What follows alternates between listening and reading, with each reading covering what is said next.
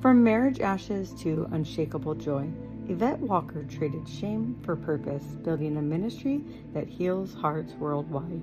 Her story proves that faith can rewrite any ending. Your breakthrough starts here. No, that's it. I've done my best, and we're just going to have to call it quits. But we thought it was Epstein-Barr syndrome, the chronic fatigue syndrome. Mm. And but then later he got another diagnosis and said it was bipolar. I was like, I don't want to talk about my divorce. But there are women that need to hear my story and need to understand that you don't have to feel the guilt and the shame.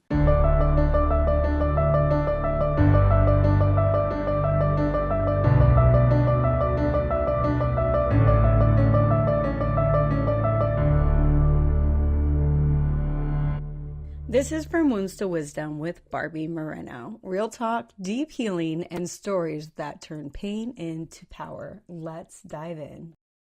Hi, Yvette. Thank you for joining us. I'm so happy to be here. Thank you. Absolutely. I enjoyed our previous conversation when I got to know you a little bit. And one thing that stuck out to me, simply because I feel like there's quite a few people who are finding out about bipolar people. You had mentioned that you were married to a bipolar person, which I can imagine is not a fun way to be in a relationship. And if you wouldn't mind starting out with your experience with that, I would love to hear that. And then I would love to hear about how you transformed your life. Of course. It's interesting because now, this was probably 20 years ago now, the divorce. And so, yeah, 22. Back then, you didn't have all the television commercials that talk about medicines and all of this. And so it's so interesting now when I'm watching TV, I'm seeing all these medications for various things, including bipolar. We didn't have that before. And I just wonder what things would have been like at the time if maybe it would have helped me understand a little bit more. But yeah, you're absolutely right. It was a difficult marriage, and also because I didn't know it going in. Mm. So we thought, and I think that he had been misdiagnosed. I don't believe that he tried to hide it from me, because he had bipolar 2. There's two different kinds. One is the manic kind, which even bipolar 2 people get a couple times a year. And then there's 2, which is a more depressive, where you are fatigued all the time. And he slept 12 hours a day, more than that, often, depending on the different meds he was on. So I knew that he was fatigued a lot, but we thought it was Epstein-Barr syndrome, the chronic fatigue syndrome. Mm. And but then later he got another diagnosis and said it was bipolar. And the thing about disorders, I don't blame him. Right. It's a chemical imbalance in the brain. I understand that. But when you have these things, it is critical for you to treat it really holistically. You need to eat right, you need to exercise, you need to have therapy and take your medication. You can't just rely on one of those things. Right. And he didn't want to do most of them. He would take his meds, but that's it. And I fully believe that you need all of those, because when you take medication, it's just like, well, try this. Okay, Mhm. we'll see if it works. Mhm. Try this. And so he went through so many, and I felt really bad for them because some of them had side effects, and it was just really, really sad. But at the same time, you also have to have accountability Right. for whatever's happening with you. And so we were married for 13 years. And in a way, especially when he began to stop working and just slept hours and hours a day. In a way, I felt like I was single because he wasn't really a part of the marriage. He was Mm. so tired. We didn't go out, we didn't do a lot of stuff. And so I had a phone call from a girlfriend of mine, a girlfriend from back like in elementary school, and we'd reconnected, right? So we were sitting there talking, and she said, Yvette, can I tell you something? And I said, sure. She said, you sound depressed. Mm. And I said, well, you know what? I probably am, Mhm. because of everything that's going on. So I think that, just trying to hold it together, trying to hold a relationship together. We were married in the church, Catholic church, and I took my vows very seriously. But then at the end, at about year 12, there was some behavior on his part that came when he was in a manic episode. As I Mhm. said, the manic episodes can happen even for people who have bipolar 2. And there's some things that I'm not going to put up with. So after a few of those, I was like, yeah, no, that's it.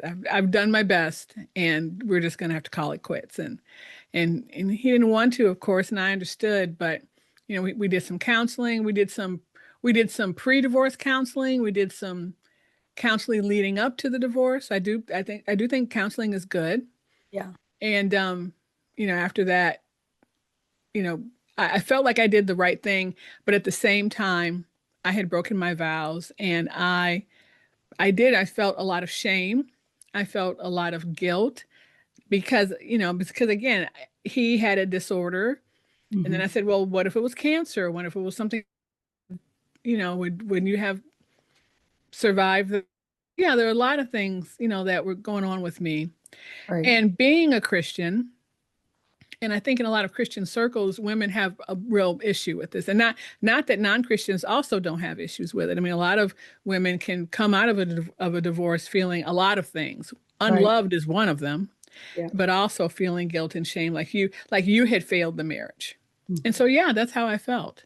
Yeah, and But you failed, and I would imagine at that point, being that Christianity is important to you, you almost feel like you failed your faith, you failed God, mhm, failed all of the things that you made a commitment to in God's space, right? absolutely. Yeah, absolutely. I Before totally agree. and before you continue, I kind of want to talk about the bipolar thing because one, Hmm. this was 20 years ago, right? Yes. So 20 years ago, they didn't know as much about mental health, right? Hmm. Like you said, Right. they jumped people from prescription to prescription to prescription. Hmm. One thing through my own journey of having a father who was diagnosed bipolar and other family members is that I also learned that although it is a chemical imbalance, sometimes, not always, it's misdiagnosed from borderline personality. And so people who generally, and I don't know his background, maybe we can discuss that, but people who generally experience trauma in childhood have a borderline personality, right? So it mimics very similar to the symptoms of bipolar because depression comes. Then the manic comes once in a while. It actually mimics bipolar 2, not bipolar 1, but bipolar 2 because like you said, there's not a lot of manic episodes. They do come. Hmm. But the mania, generally, that quote unquote mania with a borderline personality person, generally comes in situations where when they were a child, sometimes they needed to pump up like their energy or whatever to survive. So they carry that over into adulthood. Have you, in your journey, like taken any opportunity to kind of understand the various different like aspects of these things, or you just know what you lived? I know what I lived, and I can't speak to whether or not there was borderline personality because I didn't know him all, like all our lives. We met as adults. His family never mentioned anything like that. His family never really even talked about this at all. I mean, I knew that he had a lot of fatigue, and then, as I said, going into the marriage, he told me that he had been diagnosed with Epstein-Barr, Right. and part of Epstein-Barr is sometimes you can have an enlarged liver. And I think that was one of the signs that they perhaps had seen and thought it was that. But Hmm. I do think he might have been misdiagnosed, at least with the Epstein-Barr, yes, for Right. sure. But Right. maybe there was more. I don't. At the time, all there was really, there were support groups Hmm. and there were in the beginning, the early, beginning of the internet, there were actually online support groups, and I would go in there and I would read from people, and that's where I learned because again, I felt, of course, very bad for this person that I loved Yeah. and that he was going through this. So I was trying to make things as easy as possible for him. Can you say enabling? Yeah. And so, but I At the learned from, sacrifice of yourself, I would imagine. Yeah. yeah, I mean, I didn't think so at the time, but now I think. Hmm. But I learned from the groups, from the people who suffered it themselves and also were in relationships that you had to take accountability and responsibility for whatever was happening to you. Right. And so that's when I realized, well, I'm sure I am enabling. But what else can I do? Mhm. So beyond that, no, beyond that, I didn't do any major study in it or anything like that. But again, I I felt at some point, toward the end of the marriage that I had had enough and that I had to really speak up for myself Right. and build a new life. And for whatever reason, and I don't know why, but he died within 5 years Oh, of wow. our divorce. And that was a little strange because while I wasn't a widow, I felt like one. I went to the funeral and all of that. And it was a heart attack. So again, I kind of don't know. He was a Yeah. smoker and he didn't, really take care of himself. Um, so I can't really say, and I also can't really say if that was somehow related to what we thought was Epstein-Barr, or maybe he had both. I don't really know. So how did you forgive yourself for betraying the beliefs that you thought were your vows? Well, I ran away from those feelings, of course. I mean, I am a person who likes to be in a relationship. I mean, I love to love. I mean, that's just I always saw myself as married and with a partner. So after the divorce, I jumped right back into that dating pool and, started dating.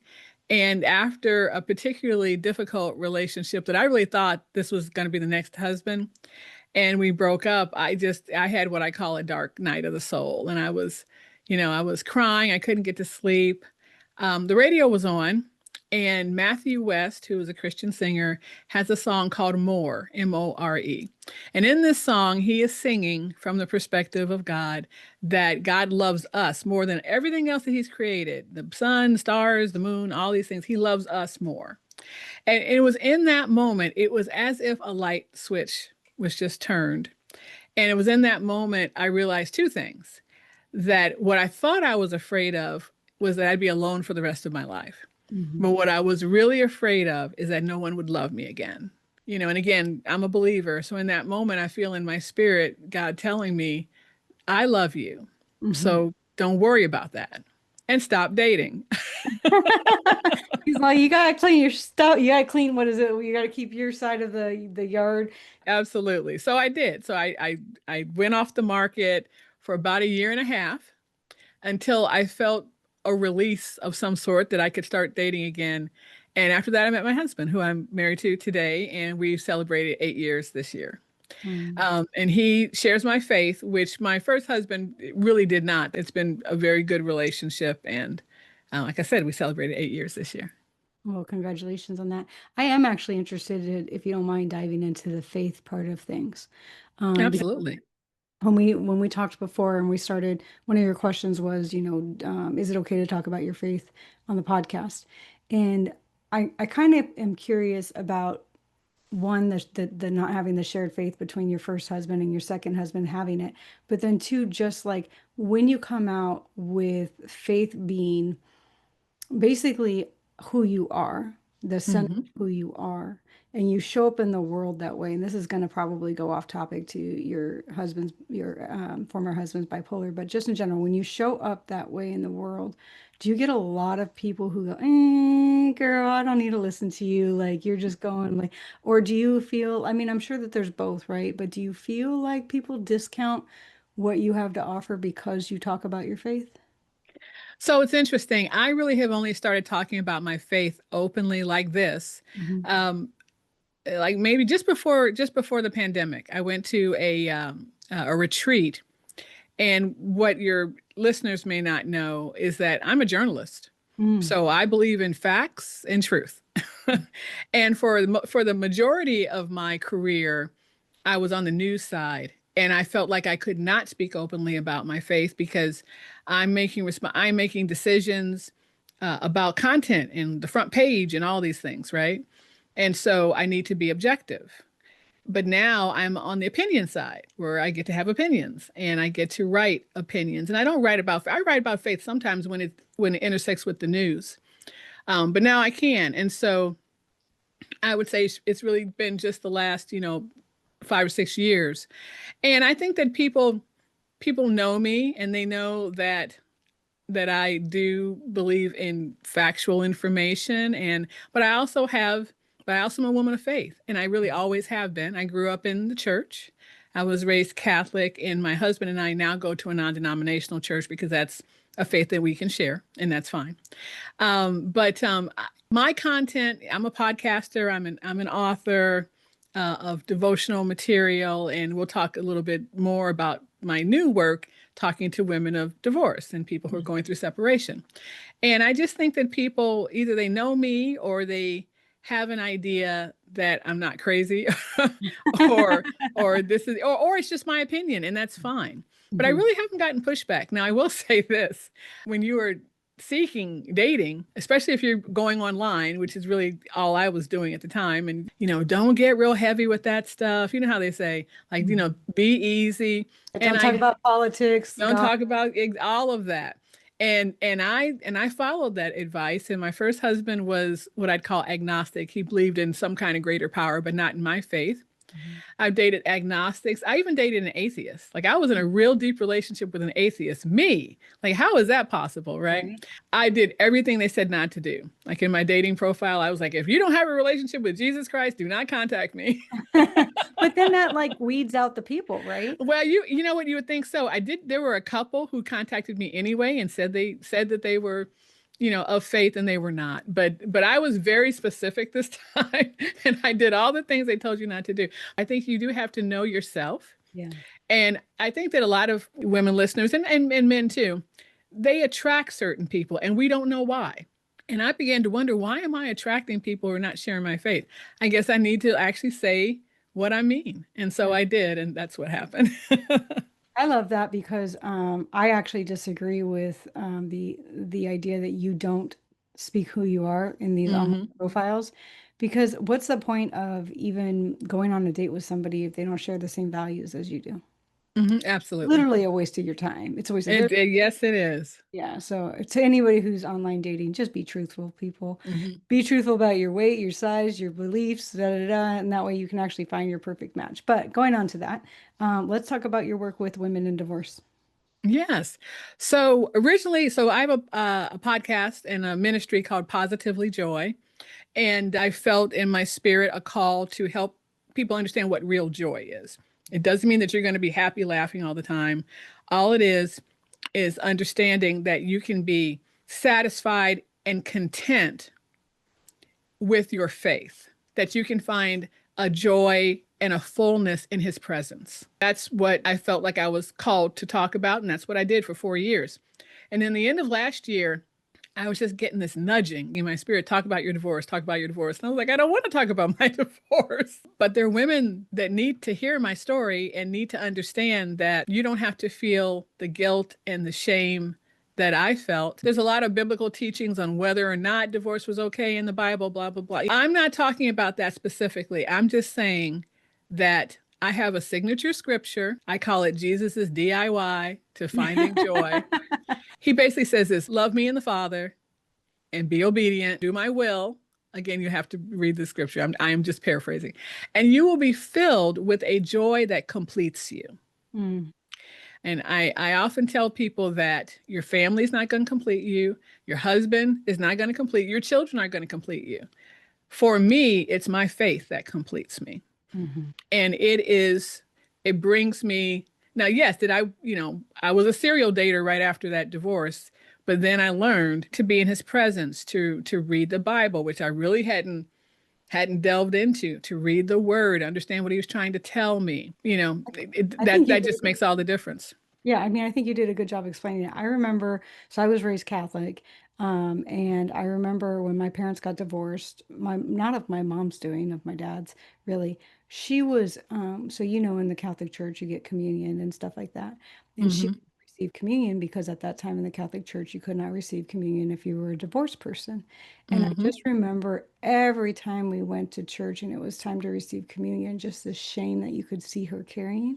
Yeah, I mean, it's like she's got the big, A Yes, on her because everyone else is going to communion. Why isn't she going? exactly. Yeah. So Hmm. I Or remember, maybe she'd go up and get the blessing. Did she do that? no, for her, Okay. I mean, especially I think at that time, there was just so much shame, Yeah. divorce. I mean, this is, I don't know, I'm Yeah. so old. This was, 30 years, 40 years ago.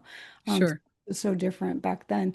Specifically, I think that I'm not now involved with a particular religion, but I think that the church has actually changed their views a lot on the divorce because, well, there's otherwise they'd have no parishioners, Yeah. to be honest. Especially, I live in California, it's like a 70% divorce rate.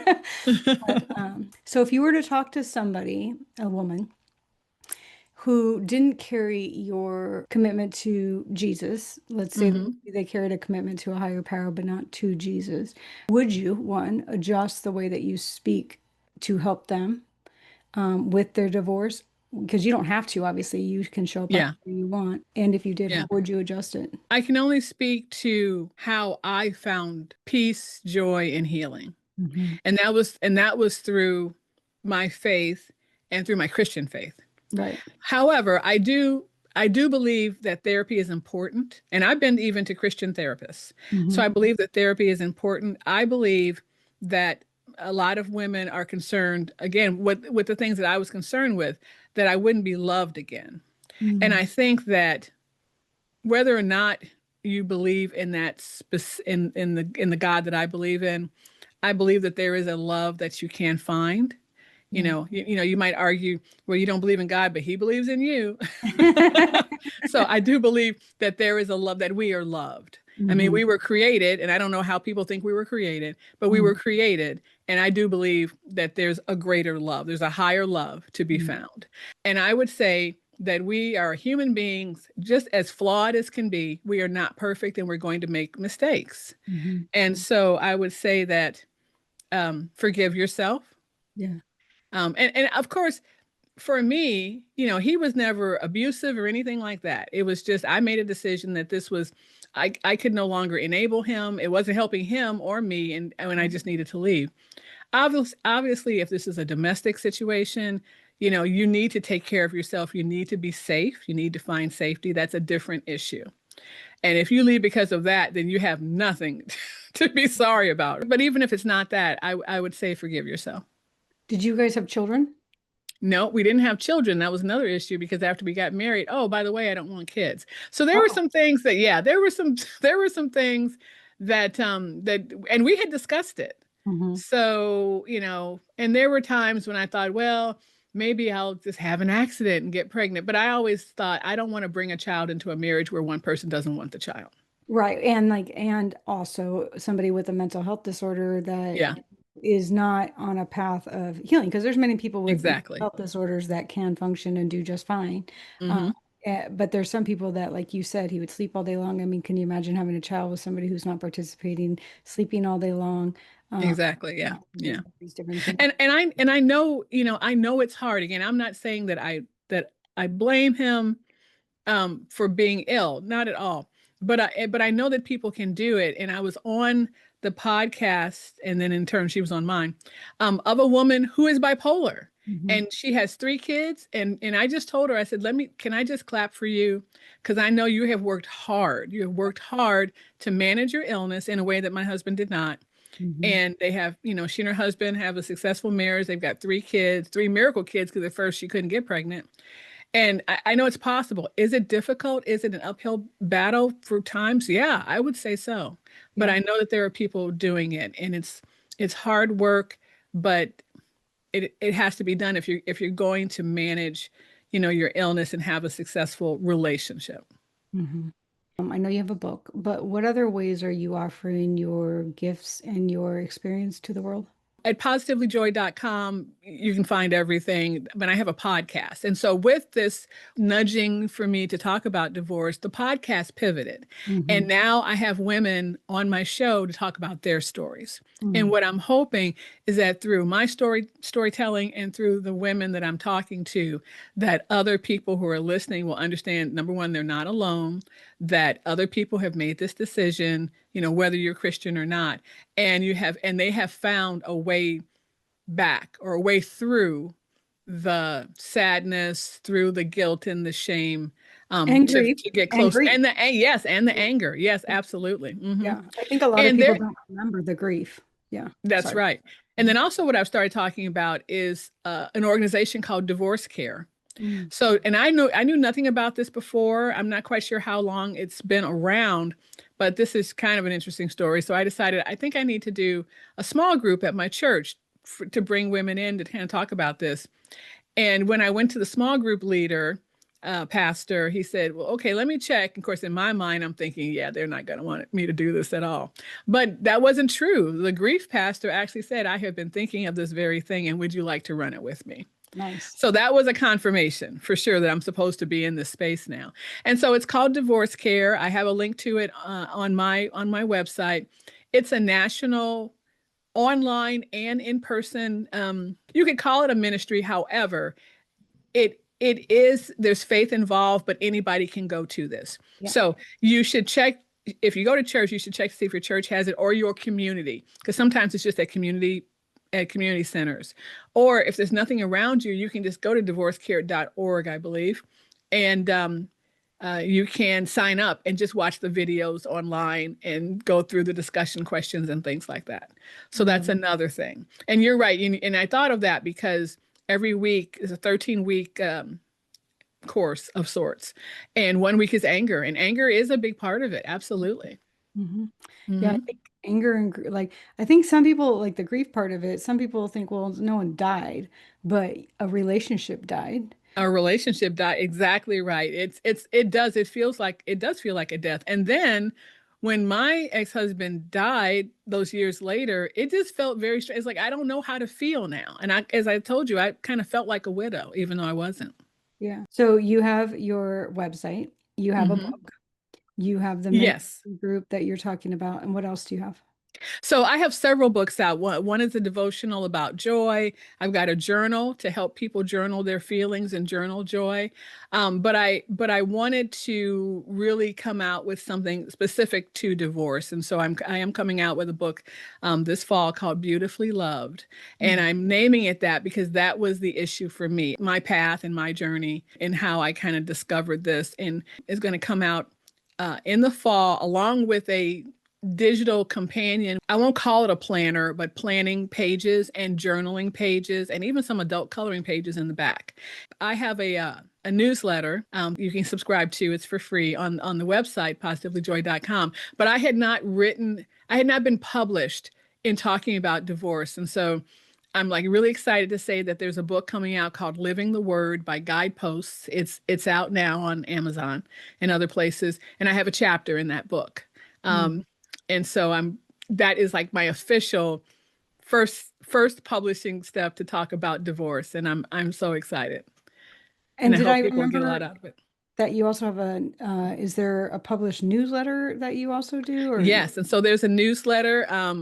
It's called Positively Joy, Faith and Divorce. Mm. You can get to it through my website, positivelyjoy.com. Sign up for it. Normally, it's a weekly email newsletter, so I Mhm. won't bombard you with stuff. And we talk about divorce more recently, relationships, but sometimes I'll talk about like the Coldplay concert with the Kiss Cam, because that may end up in That was divorce. too okay. Yes, I mean, I'm probably gonna talk about that. that story was, I mean, first of all, let's be real, okay? So you don't want to be obvious. Don't like duck, right? Like I don't duck and know. cover your face. Nobody would have noticed. Nobody would have cared. You would not have shown Hmm. it. That's a whole different thing. Just like that. That's a whole different thing. That's But a whole different thing. I am in the news, although I'm in opinion right now. But I mean, I do, follow the news, and sometimes actually I did write something recently. I live in the Kansas and Missouri area, and the Kansas governor got divorced. Mm. And I wrote about that. So it kind of depends on what's going on. But most of the time, I try to be very encouraging and inspiring. And if you're looking for that, then I think you should definitely sign up. Thank you for coming on, talking to us, bringing us I'm sure you hear this all the time, but you have a sense of joy about you. So just even talking to you, I feel like would be uplifting for the listeners. So if they're driving and they're, maybe having a moment or a bad day, I think listening to this will just bring people up. I think so. And there's so many different experiences. I mean, I've talked to a woman who was in an Amish community and then she left and ended up getting divorced. I've talked to a woman who through divine intervention was able to escape her abusive husband. I mean, just all kinds of different stories. I've talked to women whose fathers were pastors, and Hmm. they had to, divorce and talk about that with their families. I mean, just lots of different stories that I think will resonate with people. For women, I always tell them you're worthy and you are enough, just as you are. What do Absolutely. you tell them? Oh gosh. Well, so I have a little phrase that says joy is not a feeling, it's faith. Mm. But to widen that, I would say joy is not a feeling. Um, you can forgive yourself Yeah. Yeah, and definitely. find joy. Yeah, you have to, right? Yeah, you do. You do. And I like what you said. You definitely are enough. And we are. I mean, we were created in his image and we were created to be enough. And we were created to be loved and to Mhm. love. Yeah. We were created from love. I mean, we are just, Absolutely. it's outside of, and that's why people are so miserable because you move outside of just being pure love. And that's Mm-hmm. where misery comes from. Mm-hmm. Yeah. It really Absolutely. I agree. thank you. Thank you. Appreciate you. I put all your information in here for people if they felt like they were inspired by you and want to connect and learn more from you. We appreciate you bringing your gifts to the world. Thanks so much for having me. All right. Bye bye.